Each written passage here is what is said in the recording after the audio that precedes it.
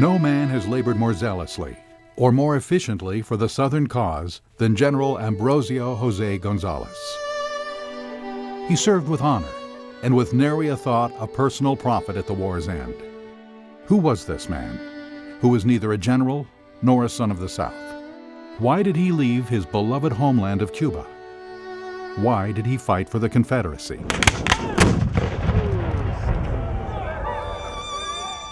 And more importantly, why are his contributions largely overlooked by American and Cuban historians?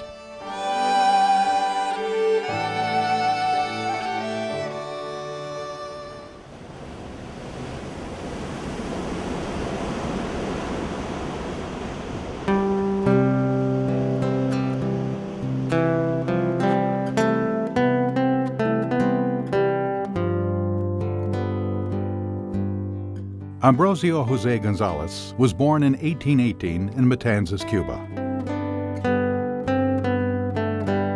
By the time he was in his early 30s, he had already lived the life of conspirator, filibuster, leader in the Cuban annexationist movement, and expatriate. His intellect and values were formed by 19th century Romanticism. It was a heroic era, where deeply human emotions were not only acknowledged, but embraced and given wing through literature and art. Romantic writers believed that individuals could change the course of history. It's important to see where Ambrosio Gonzales came from, to understand the context of his life and the deeds that he did, and also to understand why, maybe perhaps why he's been forgotten. So to see where he was born, to see where he lived, to see the culture he grew up in is very important for us in understanding who he really was, and to fulfill our idea of finding this man and refinding him.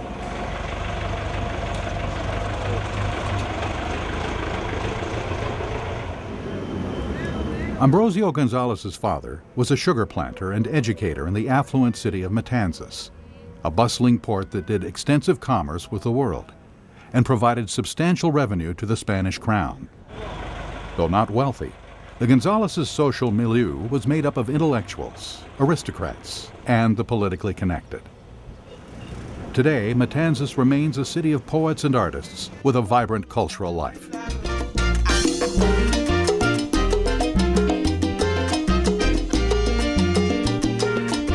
During Gonzales' life, this was the second most important city after Havana in Cuba. This was center of the sugar industry. It had a port. It had a fairly accessible port compared to some other places. Havana has always had problems with that. This was a wealthy place. The railroad came here pretty early in the 19th century, and churches everywhere. Again, it's a sign of wealth. Well, we're here in Matanzas, the cathedral where Ambrosio Gonzales was baptized, and it really brings home to you when you come in and you see the church that he came from a different culture, a non-American culture. This is a Latin culture, a Spanish culture, a very Catholic place, a very Catholic location. And even though he integrated pretty well, he still had to integrate. When Ambrosio was only a child, his father sent him to New York to be educated at the French Institute, where he would befriend a classmate whose name would later become synonymous with the Confederacy. He was brought by his father to the United States in 1828 to attend the French school that was run by the Piquet brothers. They had been veterans of Napoleon's army, and there he learned to speak French. He also learned English. He learned Italian, and he picked up on a little bit of German. One of his schoolmates there was Pierre Gustave Toutant Beauregard, whose family had sent him from New Orleans, and who would later be the Confederate general.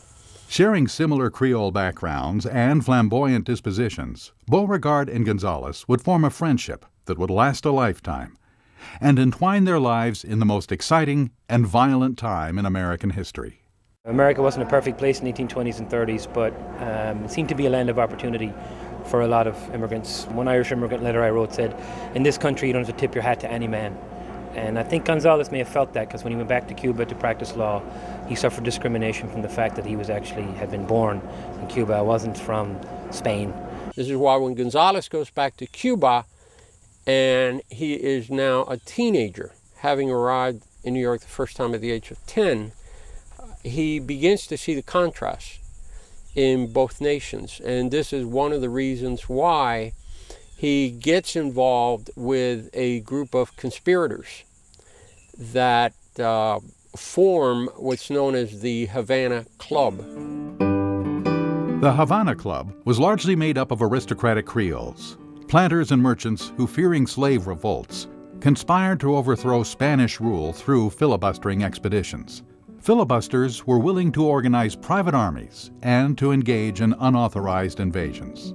If you were to ask someone living in the 1850s where the filibusters were or what they were doing, they would instantly be able to tell you from the newspaper headlines that these people were invading Cuba or invading Nicaragua or Mexico. They wouldn't think for a minute that you were asking them about men who made long-winded speeches in Congress. Estados Unidos, sobre todo una institución que es el Club de La Habana, que comienza a nuclear a toda una serie de figuras de estos antiguos reformistas que ven ahora, no ven en España la posibilidad de solucionar sus problemas y entonces sí comienzan a mirar hacia Estados Unidos y empiezan a fraguar lo que son los intentos, porque fueron varios proyectos anexionistas. The Havana Club met surreptitiously at Domingo de Aldama's mansion, a spectacular example of neoclassical architecture, which contained interior courtyards, as well as separate family apartments. This allowed Domingo's son, Miguel Aldama, to successfully hide Havana Club meetings from his father. Sí, bueno, primero este edificio fue construido entre 1840 y 1844 en La Habana de Extramuro, o sea, La Habana que estaba después de lo que era la muralla de La Habana. Aquí no se podía construir, o sea, construcciones civiles no se podían hacer porque este era el campo de Marte, que era justamente para los ejercicios militares.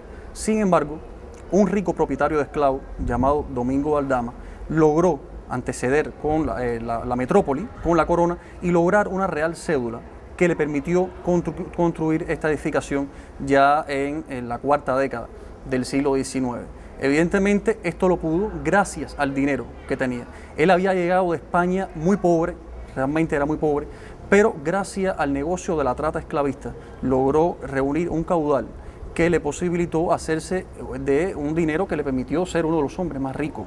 Members of the Havana Club conspired to free Cuba from Spain's tight control and annex it to the United States as a slave state. Though Gonzales never owned a slave, many of his co-conspirators did, and Gonzales aligned his goals with theirs so that he might achieve his ends, independence from Spain. They basically wanted to follow the model of Texas independence. That is, to gather funds, weapons, and recruits in the United States to overthrow the Spanish colonial regime.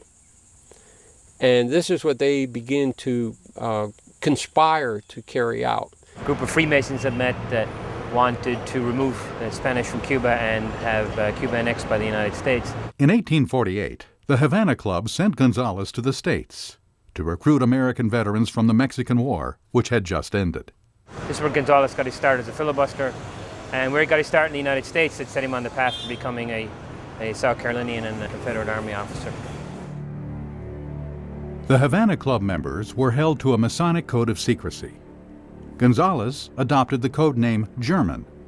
Through his clandestine associations with influential Cuban Freemasons and the wealthy Creoles of the Havana Club, Gonzales came to know Venezuelan-born Narciso Lopez, codename Capo. A general in the Spanish army, Lopez would betray his office to lead the insurrection against Spain's rule in Cuba. Lopez spoke passionately for the virtues of republicanism and annexation of Cuba to the U.S. In spite of his liberation rhetoric, Lopez managed to avoid the slave question altogether. Instead, his heroic oratory appealed to the American sense of national pride and expansionism. They would add another glorious star to the banner which already waves over the land of the free and the home of the brave, and Cuba was to be that star. Freemasonry was very influential But you have to remember that in Cuba, the Spanish crown persecuted Freemasons. Now they espoused, equality, brotherhood. Again, they looked at the United States and the freedoms that they had here as something that he wanted for Cuba.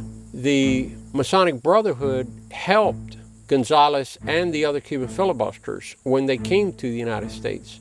They found that this international brotherhood provided assistance to them. And Lopez and Gonzales were initiated in an American lodge, Solomon's Lodge number 1 in Savannah.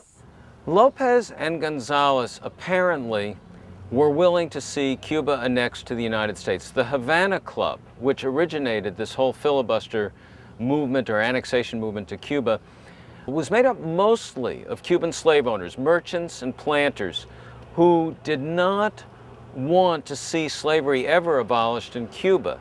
Now later on, Cuba would develop a strong set of liberal advocates who wanted to end slavery, but there weren't many of them at this time, and the people in the Havana Club definitely believed in slavery, and they felt that if Spain continued to rule the colony for another 10, 20, 30 years, that slavery might well be abolished by Spain. Spain was under tremendous pressure by Britain, first to abolish the slave trade to Cuba, and then to abolish slavery itself. And Britain had certain leverage over Spain. Spanish citizens owed money to Brits during this period. And one way that Britain could get Spain to obey its wishes was to pressure Spain to abolish slavery. So the Havana Club, feeling this abolition heat from Great Britain, felt that it would be much safer being in the American Union, joining the slave states, and having the protection of the U.S. government for slavery, because after all, the U.S. government was protecting slavery in the Union. Gonzales becomes involved in this conspiracy. The first attempt at invasion is known as the 1849 Round Island Expedition, where the federal government, enforcing the Neutrality Act, broke up the expedition before they could sail. After the United States government passed a law against such private army invasions of foreign countries, the U.S. Navy thwarted the first attempted invasion of Cuba from Round Island, Mississippi. Yet they could not prevent Lopez and Gonzales from enlisting supporters and raising funds for a future expedition. And in the early hours of May 19, 1850, Narciso Lopez led an expedition of 600 men from New Orleans into the port city of Cardenas. Landed just a little bit to our left here at a wharf owned by a sugar merchant. They landed about 3 a.m., but the ship actually struck ground. They grounded before they could actually get to the dock, and they had to go ashore by plank, one by one, literally, so that slowed them down. After arriving ashore, they kind of commandeered some locals to guide them up to the town to find where the Spanish military forces were, and then when they got to the main plaza, they thought the infantry barracks was there, when actually it was the town prison, and that's where the first action of the day was held, where filibustering forces tried to drive out the Spanish forces inside. General Lopez and his adjutant general, Ambrosio Gonzales, advanced on the capitular house to demand the surrender of the lieutenant governor. La relevancia de este lugar la toma en el año de 1850, cuando Narciso López, que acampa en un lugar de esta plaza, toma por asalto el edificio que en estos momentos, o sea, posteriormente se denominó el Hotel La Dominica. Y en este edificio enarbola, o sea, se iza por primera vez en Cuba la bandera que años más tarde se convertiría en el pabellón nacional cubano. De ahí la importancia de este lugar. Of the two military men, Gonzales wore the more flamboyant uniform, which led the Spanish to mistake him for a general, and subsequently he drew their fire. In the first expedition, Gonzales had been wounded as the filibusters had taken over the town of Cardenas.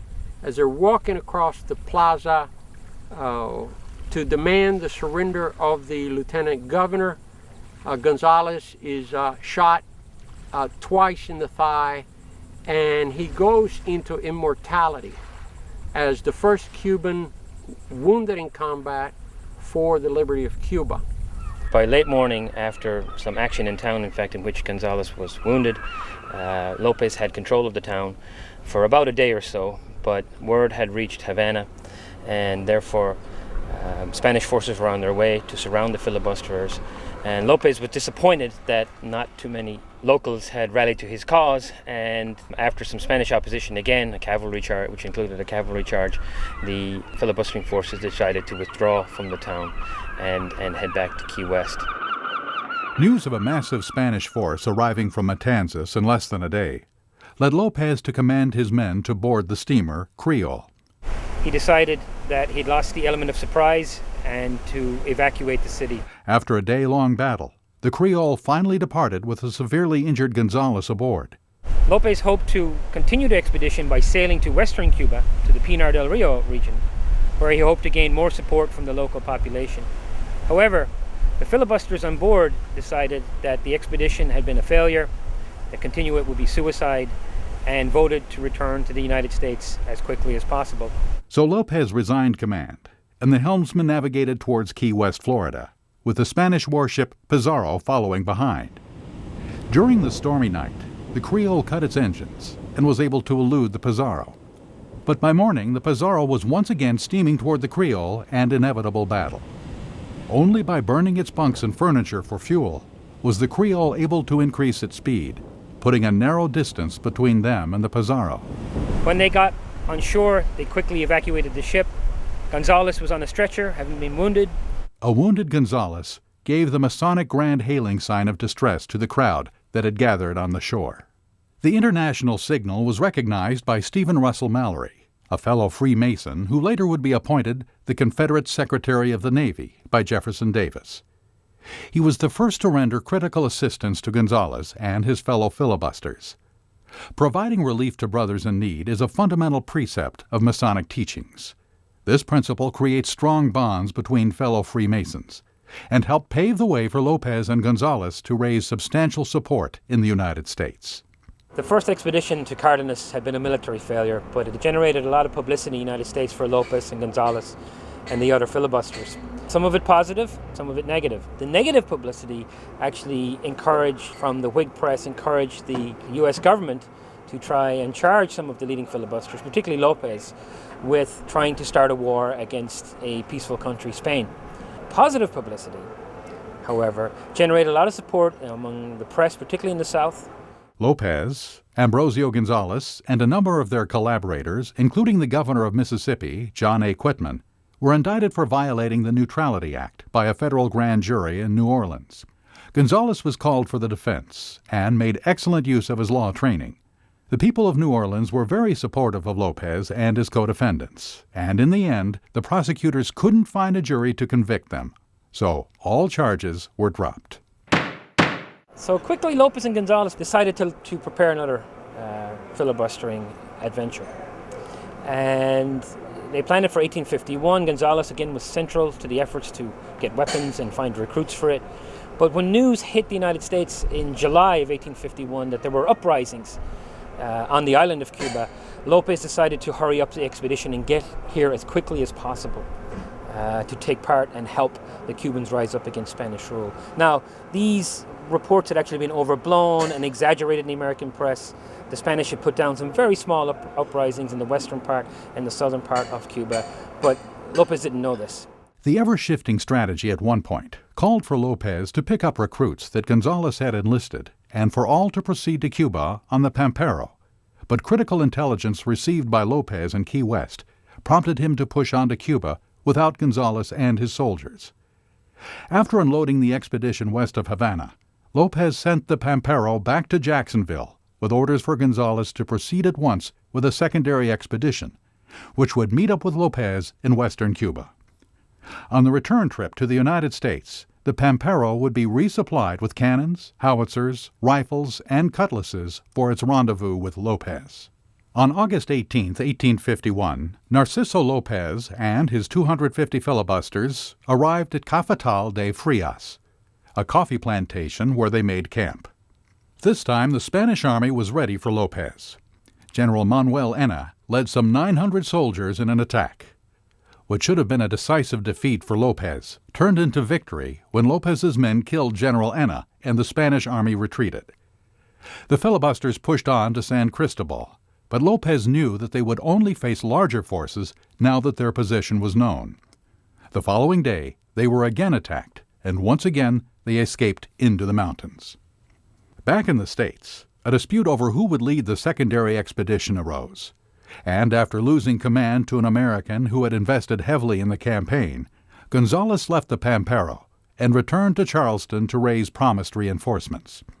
This command rift, as well as engine malfunctions, led to the Pampero's late departure, and it was September 4th by the time the Pampero set sail for Cuba and Gonzales's intended rendezvous with Lopez. It was already too late. Narciso Lopez had been captured and publicly executed in Havana on September 1st. We're at the La Punta where Narciso Lopez was executed after being captured after his failed second expedition in 1851. Gonzales didn't make it on this one because he was gathering supporters in Georgia and Florida. The ship that actually dropped Lopez just west of Havana, where he tried to instill rebellion, went to get Gonzales. By the time it got to Florida and Georgia, Lopez had already been captured and he was brought here, where he was executed by garroting, where they used this medieval instrument to slowly strangle him by turning a bolt into his neck, thus ending the career of perhaps Cuba's most famous filibuster. La pieza que observan es el garrote vil, una máquina para matar hecha de madera con un asiento y un respaldo.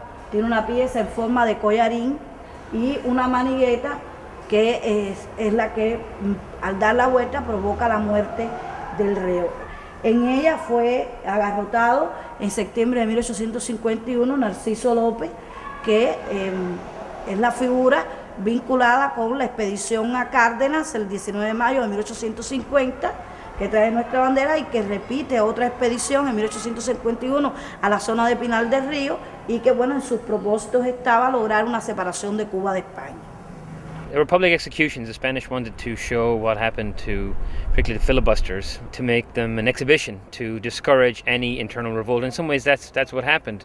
Lopez on both these expeditions, the one when Gonzales was on, when they went to Cardenas, and then the one where they went to Pinar del Rio, the second one where Lopez was captured, didn't arouse a lot of local support because of fear of what the Spaniards would do.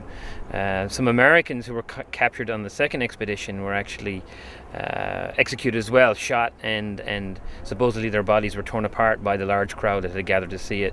So again, it sent a warning, it sent a message to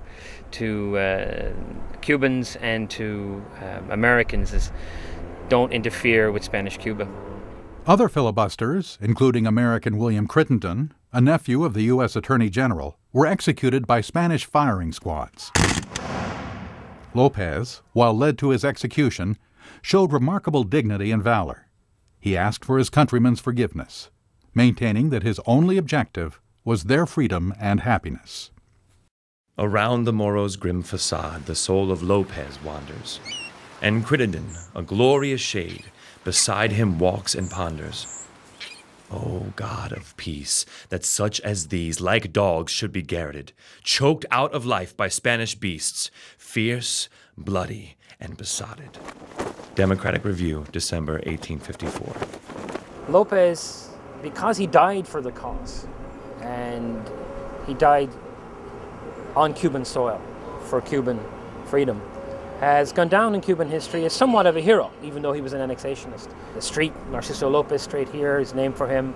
He's recognized for flying the flag at Cardenas in 1850, while Gonzales, who was wounded in the first expedition but missed the second, has become forgotten. Lopez must have known that his expeditions carried great risk, and indeed Gonzales was very upset that he didn't get to go with Lopez. He was devastated when he read actually in the newspapers in the United States about Lopez's death. So there's something admirable about it, but in our more quote-unquote realist or cynical age, we And I find it a little incredulous that people would go to these extremes to make their mark in the world. Gonzales inspired somebody like Jose Marti. In fact, Gonzales did gain some notoriety towards the end of his life, even though he was in relative obscurity, because Marti discovered him and admired him for the actions he took in 1850 in Cardenas as the first Cuban to shed his blood for his nation. Gonzales, devastated by news of Lopez's death and their collapsed insurrection, was a fugitive from United States federal authorities for violation of the Neutrality Act, and a refugee from Cuba, where a death sentence awaited him. After 6 months as a fugitive, Gonzales surrendered to federal marshals in Savannah. In the South, this only added to Gonzales's image as a romantic hero and made him a sought-after guest in prominent circles and a recipient of Southern generosity. While in South Carolina, while living in Savannah, Gonzales is introduced to the Honorable William Elliott, a planter, a statesman, a writer from South Carolina. March 1855. Anne Elliott, my dear wife. We've seen nothing but ice since we arrived in Washington. The girls are much pleased, having met gentlemen who could appreciate them, and are likewise appreciated by the ladies of the intellectual class. We've seen Gonzales frequently. He has some employment in the Secretary of State's office, which gives him a moderate income.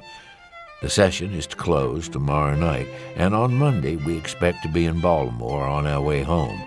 Your affectionate husband, William Elliott. Gonzales and Elliott had much in common. They both favored the expansion of America, the annexation of Cuba, and both were Freemasons. Over many late afternoons playing chess and billiards, they formed a strong friendship. Elliott introduced Gonzales to his family, and for several years, Gonzales corresponded with Emily Elliott. He accepted invitations from the Elliots to visit them at home in Oak Lawn Plantation and while vacationing in West Virginia and North Carolina. Emily was infatuated with Gonzales, but it was her 16-year-old sister Harriet, or Hattie, that captured the 37-year-old Gonzales's heart. My ever-tender, loving, devoted Gonzi. These days are balmy and spring-like, and the birds sing so sweetly, while you, my exiled little canary, are always chirping away where I can't hear you. I want to see my little bird. I want to pet him, scold him, worry him, make him vexed and pleased again. Washington, D.C., January 13th, 1856. Miss Harriet Elliott, my dearest love.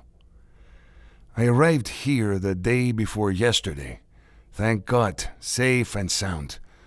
Not without encountering on my journey delays and accidents. The engines had failed before we got to Wilmington. The locomotives and the pumps were frozen. At last, we reached the steamer Georgia at Portsmouth. When about 10 miles from Baltimore, she began to part the ice as easily as the swan could sail through the water lilies. The ship vibrated as she cleft the thicker ice until it reached 6 inches, when she shook and staggered and at times unable to make headway, until the ice proved the stronger and cut through the ship. Water rushed in and orders were heard to run cargo from forward to aft that her bow might be lifted. We were then 2 miles from the shore, and we jumped on the ice and proceeded to walk over it to the nearest land. I came very near falling at the very first step. Fortunately for me, I had a new pair of rough-soled shoes in my carpet bag. I put them on and got along very well. Your forever devoted Gonzi. They are married in 1856. Gonzales is trying to, at the time, procure government employment. He's looking for a mission abroad, but the Pierce administration and the Buchanan administration, which had been sympathetic to expansionism, now regarded Gonzales as a political liability because they wanted to purchase Cuba from Spain. They did not want to wrest control of Cuba through military means, as had been suggested by the Austin Manifesto. So Gonzales never gets this political post that he desires. Instead, he becomes an agent for the Maynard Arms Company. He's selling weapons down here in South Carolina, Georgia, and Florida. When the Civil War breaks out, Gonzales is living 24 miles away from Charleston at Oak Lawn Plantation, where the Elliots reside. As soon as he hears the booming over here over Fort Sumter, he comes to Charleston. He places himself at the order of his former schoolmate Beauregard, and Beauregard appoints him aide-de-camp. He is appointed in June of 1862 as Confederate Chief of Artillery for the Department of South Carolina, Georgia, and Florida, with the rank of Lieutenant Colonel. He later quickly rises within a few months to the rank of Colonel. He was in charge of setting up the ring of artillery that extended from here, from James Island out to Charleston, and covered the entire harbor area. This is what in April of 1863 impeded an attack by Union vessels from trying to take Fort Sumter. In fact, I mean, really, Charleston was sort of ringed with defenses certainly by 1863. One historian I know said that Charleston looked like a porcupine turned inside out with all of the forts ringing it. The key to the defense of the harbor is right behind us here at Fort Sumter. And of course, the northern ships, the Navy and the Army, focused on capturing that. And of course, it was Gonzales' job as Chief of Artillery to inspect the forts and make sure that they didn't get that close that they could reduce Fort Sumter, that the Confederates would have to evacuate it. He had placed a lot of the artillery on Morris Island before the assaults of the summer. He had also actually been responsible early in the war for placing artillery all the way down on the southeastern coast around Beaufort and Hilton Head. Here we are on Morris Island, where of course the 54th Massachusetts made their valiant attempt to attack Battery Wagner. Gonzales played a key role in the artillery of the battle. There's a certain irony in a man who fought for the freedom of Cuba, playing an important role in the defeat of the 54th Massachusetts, who were also fighting for freedom, for the end of slavery in the United States. It certainly is an irony to us. I don't think it necessarily would have been to him. Many of his associates in the Southern Confederacy had a very different understanding of liberty and freedom than we do today. On some level, it actually goes back to his identification with the white race and with white society. To white South Carolinians, liberty meant the right of white people to rule the land, as they themselves would have described it. So he actually would not have seen much irony about that at all. Certainly, there was some irony in the sense that Gonzales had spent much of his life fighting for the liberty of his homeland, while at the same time he had prepared the defenses of Battery Wagner, which the 54th Massachusetts on July 18, 1863, was attacking in this effort to not only the larger strategic effort, but also their concern to show that they were as good as white soldiers, that black soldiers could fight as bravely as could white Union soldiers. And they certainly proved that here. About 1/2 of the 54th Massachusetts, including their colonel, became casualties in the almost 1,500 casualties that federal forces suffered that day. Not too far away from us here is James Island. I mean, he was very important in the defenses of James Island, and General Beauregard saw James Island as kind of the key to defending Charleston. And Gonzales played a big role there, particularly with his siege trains, kind of floating artillery. Gonzales also had devised putting together a siege train of artillery, and that was taking 24-pounder artillery pieces and outfitting them with horses and crew, that they would be able to go out to any spot where there would be a Union landing and attack the vessels and the troops landing, to be able to hold them off. The siege train worked throughout the war, and it was kept on the Charleston-Savannah Railroad. They would keep it on the cars there, and at any place where Union troops would land, they would disembark and meet that challenge.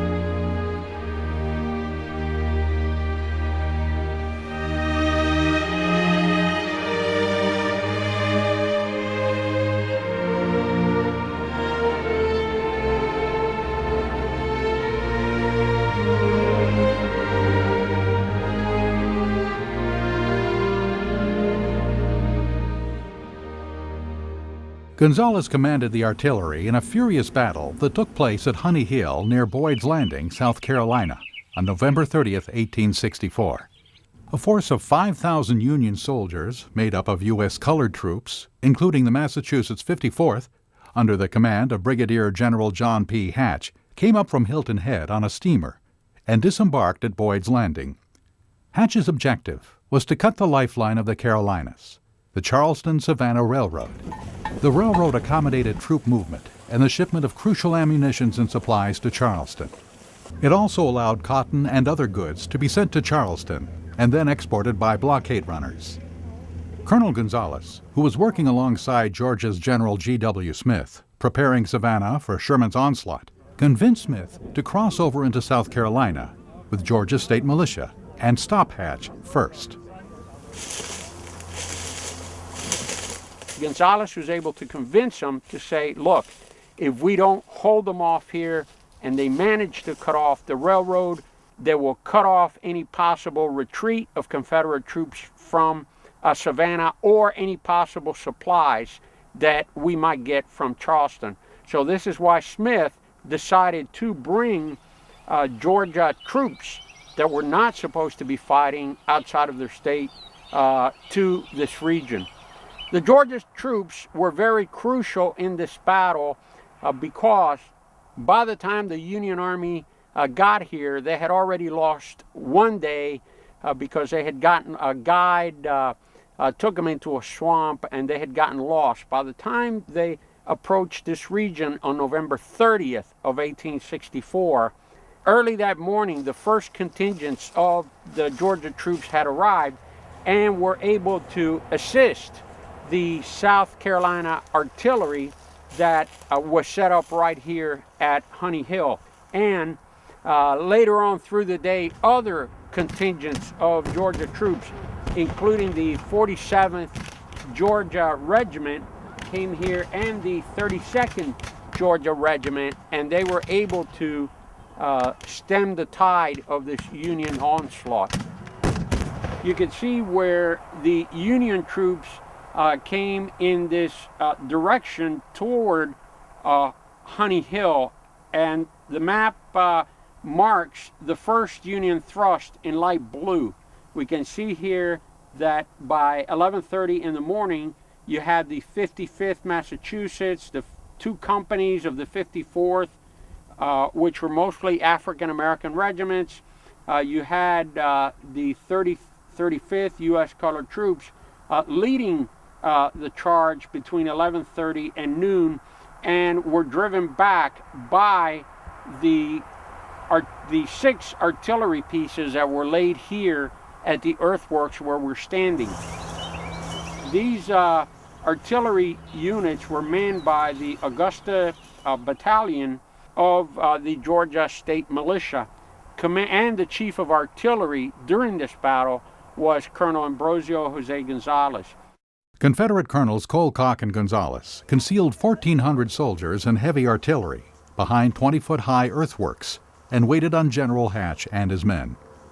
Hatch's brigades were taken by complete surprise and quickly overwhelmed as manifested by the hundreds that lay dead within minutes of opening fire. Hatch withdrew his brigades in defeat, failing in his mission to cut the railroad. Major General Smith wrote in his report that Colonel Colcock and Colonel Gonzales could not be given too much credit. The flight of the enemy during the night and the number of their dead left upon the field is evidence of the nature of the attack as well as the defense. Despite the impressive Southern victory at Honey Hill, the Confederate Army was collapsing under relentless assault from the Union Army that had expanded with the addition of emancipated slaves. Before General Hatch pushed his troops towards Charleston, he ordered the Elliott's Oak Lawn plantation to be burned. Charleston had been under siege for years, and by 1864, most of the civilian population had long since fled the city. The shelling of Charleston from Fort Putnam has continued night and day, at intervals of 10 minutes. One gun alone has fired over 1,000 rounds at an elevation of 40 degrees. Charleston is gradually crumbling under this incessant bombardment. The enemy kept up a brisk fire upon the city Thursday, firing between 40 and 50 shells. About 1 o'clock, a parrot shell entered the roof of Alexander Duncan's workshop at the foot of Hazel Street, struck on the anvil and bursted. 2 young men and a Negro boy were standing by the anvil at the time of the explosion. Between 30 and 40 shells have been fired at Fort Sumter since our last, most of which struck but did no damage. The enemy were again busy at the Swamp Angel on Thursday. There was no change in the fleet. Gonzales's excellent performance at Honey Hill was all for naught, as the following month, the link between Charleston and Savannah was broken by William T. Sherman's capture of Savannah at Christmas. The Union general then turned his fury on South Carolina, exacting revenge on the birthplace of secession. The whole army is burning with an insatiable desire to wreak violence upon South Carolina. I almost tremble for her fate. I'm going to march to Richmond, and when I go through South Carolina, it will be one of the most horrible things in the history of the world. The devil himself couldn't restrain my men in that state. Though Charleston escaped Sherman's troops' full wrath, it finally fell to Union forces in February. Gonzales's efforts on the city's defenses had helped keep it in Confederate hands for 4 years. Gonzales had been dispatched by General Johnston to Hillsborough, North Carolina in early March 1865. From this position, he supplied guns to General Braxton Bragg in Salisbury, General Beauregard in Greensboro, and the commanding officer at Danville. He remained in Hillsborough until Johnston surrendered to Sherman near Durham, North Carolina on April 26, 1865. After Gonzales was paroled at Greensboro, he returned to the South Carolina Lowcountry and an unknown future.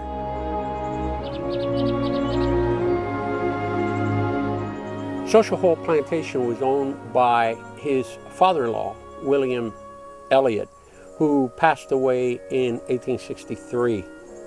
So Gonzales got a $10,000 dowry for his marriage in 1856 when he married Harriet Rutledge Elliott Gonzales. He never received the full amount of the dowry, so the family made a settlement with Gonzales for this $10,000 dowry and let him have Social Hall Plantation. So he gave it a try at not just farming, but also at lumbering. And initially, they didn't even protect the equipment because the salt spray corroded some of the water tanks. Again, he was just a novice at this. The tanks got corroded, and eventually these water tanks were part of his sawmill, corroded and broke. He was unable to grow rice because when the Confederate Army retreated from Savannah, General Beauregard gave the order to destroy all the rice trunks and flood the fields, which many Carolinians have attributed to Sherman, but it was the Confederate Army that destroyed him to flood the fields upon the advancing Union Army. Hattie had been born into the planter class, and as such, knew little about business or hard work. In her antebellum world, work was the domain of men and their slaves. She wrote that her cabin was impossible to keep clean. The poultry, pig, and even the pony roam at their rise and come into the shanty whenever they please. I don't object to clean poverty, but I rebel against dirt.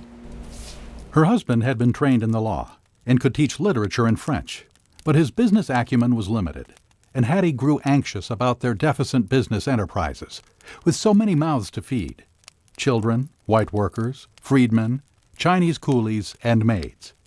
She wrote to her mother, "The sawmill work was done so badly that it had to be done again. The 9 white sawmill workers received high pay and did nothing. The freedmen now employed there seemed to have more conscience. If we could only get a cargo off for Cuba, I should breathe freely. If we fail here entirely, we can still find a home and something to do in Cuba." His business failing and his debts mounting, Gonzales called it quits at Social Hall after the boilers went bust at Christmas.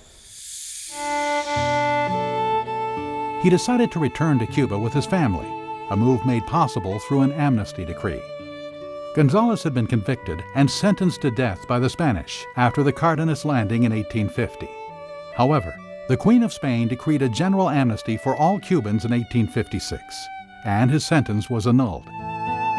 So in the spring of 1868, the Gonzales family visited Cuba in order to make arrangements for a permanent move there. Gonzales wrote to his friend and former general P.T. Beauregard, who was associated with a shipping firm, inquiring if Beauregard could secure reduced passages to Havana for the family. Though Beauregard could not help in this regard, he wrote offering this advice concerning the growing independence movement.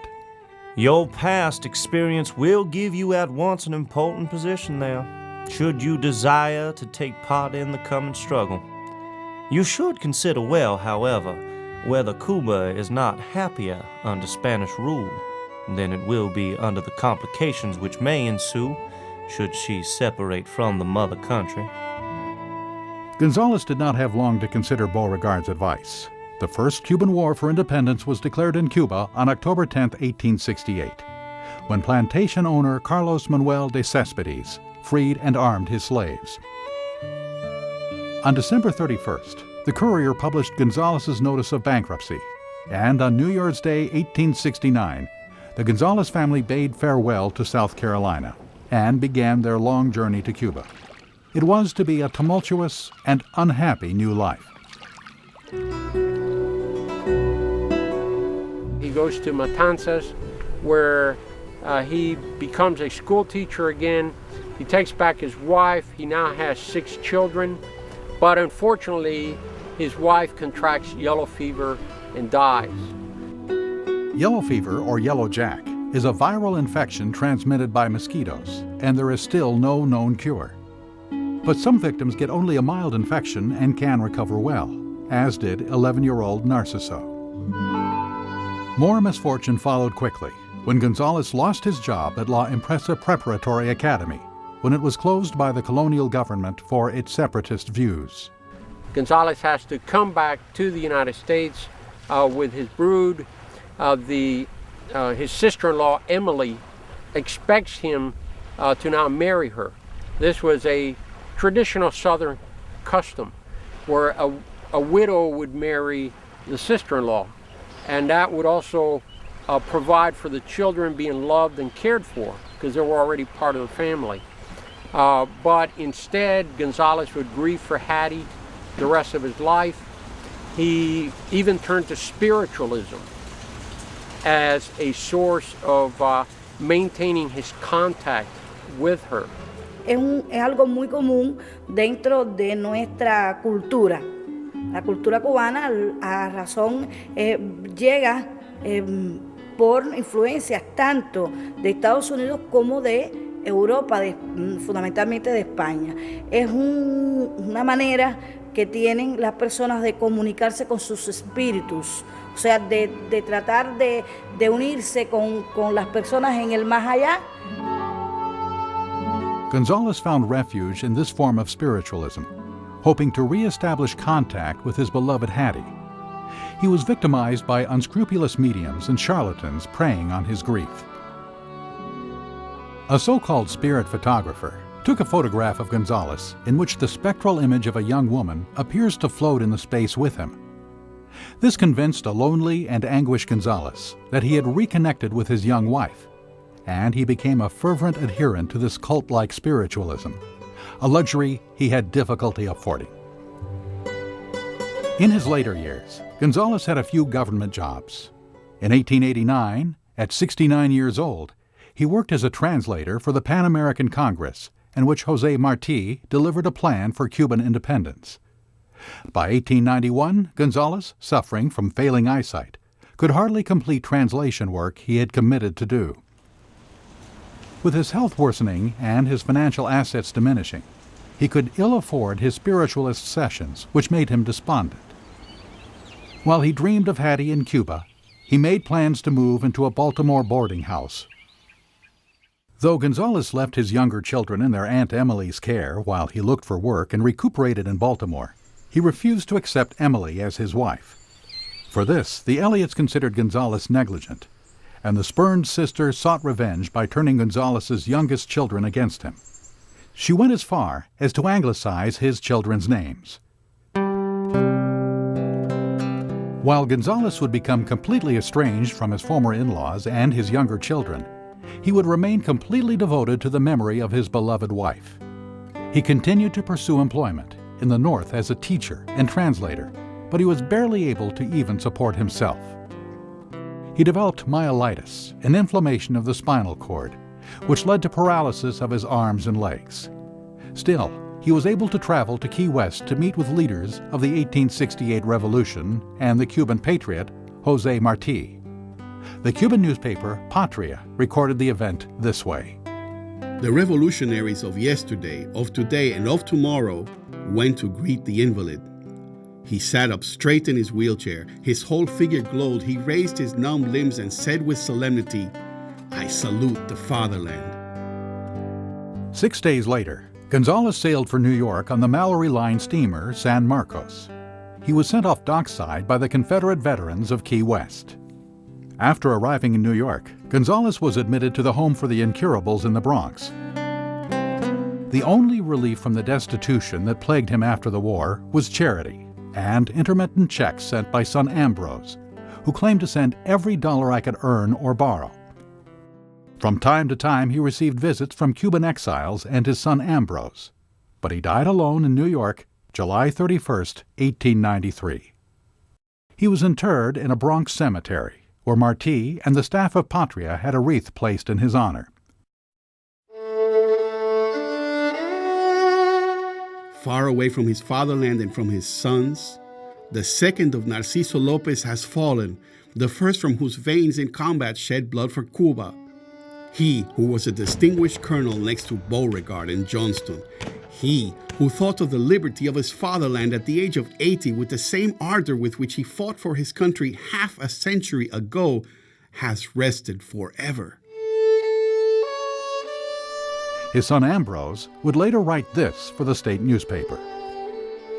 Judged by the standard of material success, the life of General Ambrosio Gonzales does not tempt to imitation. But by other standards it is not to be held a failure.